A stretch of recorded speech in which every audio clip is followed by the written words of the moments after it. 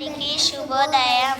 ఈ అవకాశం ఇచ్చిన ప్రిన్సిపాల్ బాబు సార్ గారి, తెలుగు మాధవి మేడం గారికి ధన్యవాదాలు. నా పేరు అక్షయ.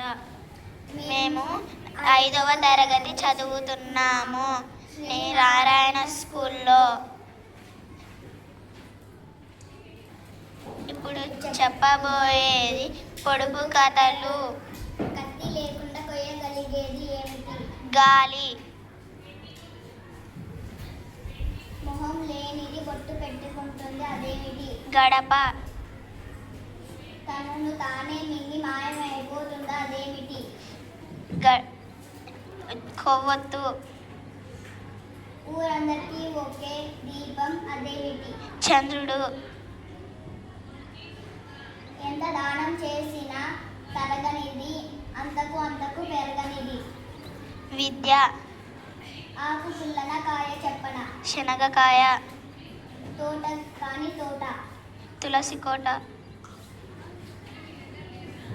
ఆకు వేసి అన్నం పెడితే ఆకు తీసేసి భోజనం చేస్తాం. కరివేపాకు.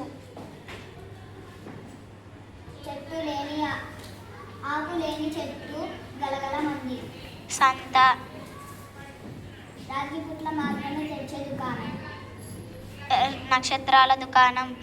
అందరికీ ధన్యవాదాలు. అందరికీ శుభోదయం.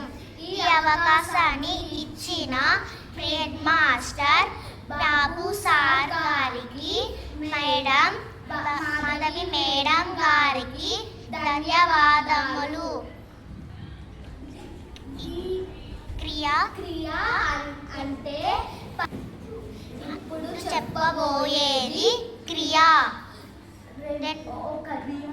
క్రియ అంటే పనిని తెలిపేది. ఒకటి సమాపక క్రియ, రెండోది అసమాపక క్రియ.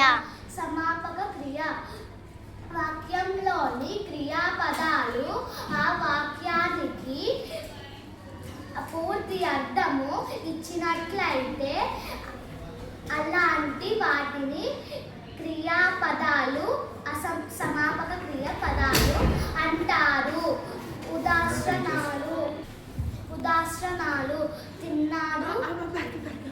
ఉదాహరణలు తిన్నాడు, నవ్వాడు, వెళ్ళాడు, కోసుకున్నాడు.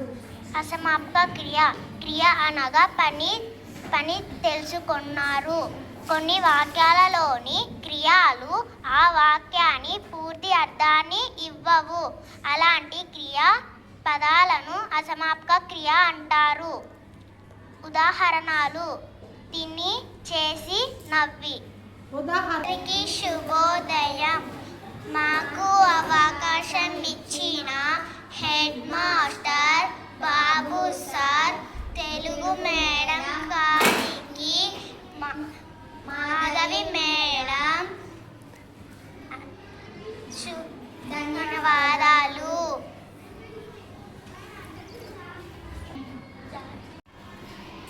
జాతీయ గీతం రచయిత.